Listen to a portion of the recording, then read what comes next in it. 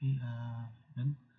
So, i-test na natin yung system kung ano yung mga updates na ginawa ko. Papakita ko din yung mga in-apply ko dun sa design. Tapos, bali, napagana na natin yung form. Okay, so try natin i-run. So dito, bali nagawa ko na yung i-check niya yung display resolution ng ating screen. Yan. So balik muna natin siya sa dati. Yan, sa 1920 by 180. Yan. Yung recommended screen. So punta tayo sa code. So i-run na natin. So pag ni-run natin siya, yan. So may magno-notify sa atin, hindi directly mag-run yung system o hindi mag-show yung login or yung batch analyzer kasi ino-notify niya yung user na kailangan mo nang iset niya yung screen resolution o yung display resolution natin into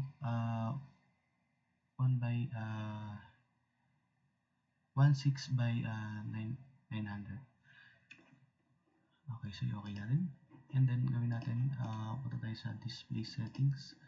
Tapos iset natin ngayon yung screen ng 16 by 900. Okay. Ayun, bali na set na natin siya.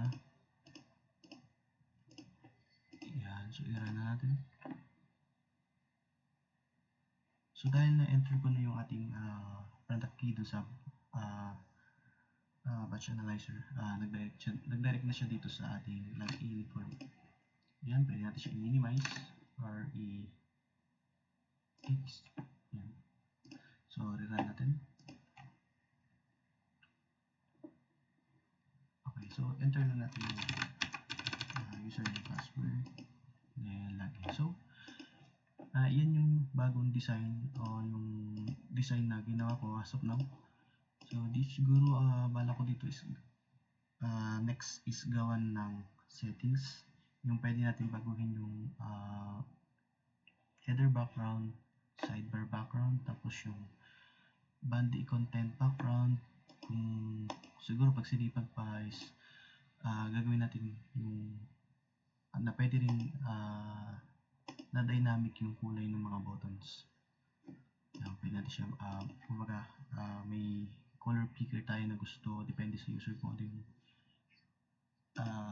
gusto niyang kulay ng mga buttons, ng sidebar, ng header, ng body content niya. Okay, so punta na tayo dito sa ating form. So dito naglagay na rin ako ng mga icon gaya sa search button, sa clear button, save, and then sa send. So dito sa send is naka-disable siya. Yan. So ang gumagana na ngayon is yung ating clear, tapos yung pag-check ng inputs kung yung text box field kung empty ba siya o kung may laman.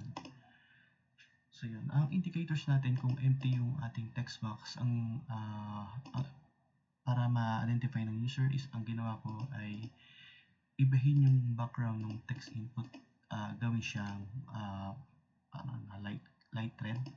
Yun, light red yung kulay niya. So sige, para makita natin ngayon, click natin yung save. So yan. So meron tayong ditong simple message na one or more empty fields. So okay natin yan. So mananotify na si user na kailangan niya lagyan ng value yung red background na text box field. Yan. So yan. So lagyan natin ang dami data. Kunwari NB zero numbers na lang. Yan. Kunwari ito. Yan. Then save. So mapapansin nyo wala pa rin show pa rin tong ating message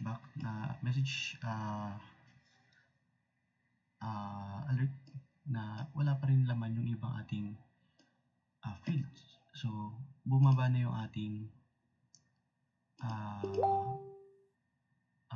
text box na kulay red na. So, ibig sabihin, ito namang same process na wala pa din daw laman yung message text box field na to. So, lagyan lang natin.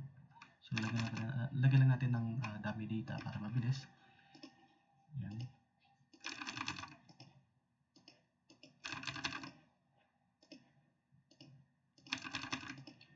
Okay, so yan. Sige, lagyan natin i-fill natin lahat ng text box para ma-check natin.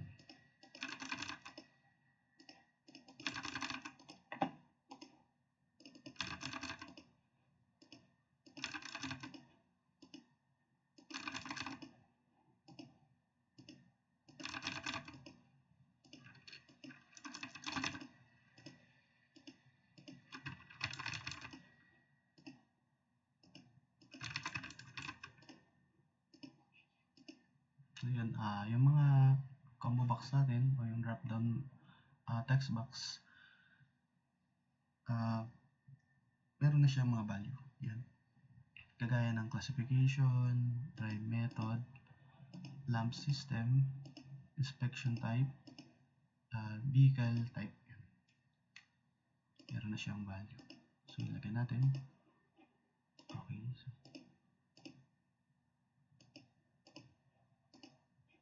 So lagyan natin.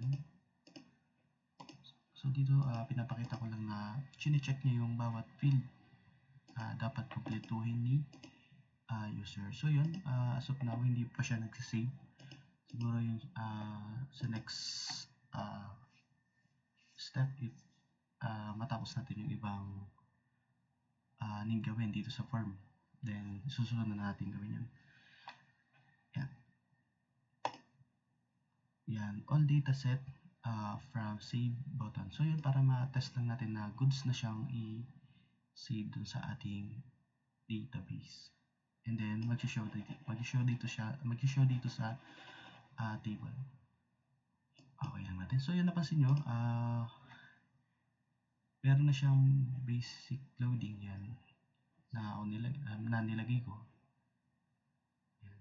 Basta okay, wala siya, babalik din yung ating button. Tapos kung gusto naman i-clear, halimbawa, ganyan siya. Yan, gustong i-clear o i-reset ni user yung dating default na text box. Yan. Gusto kong i-clear yung mga value. So, i-click lang natin yung clear button. Ito siya. So, ayan yung mga button natin. Yung mga icon na rin siya. Yan. Lagyan na natin yan. Then, clear.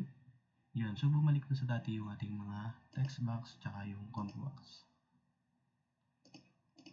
Okay, as of now, yun pa lang yung nagagawa ko o yung progress ng system.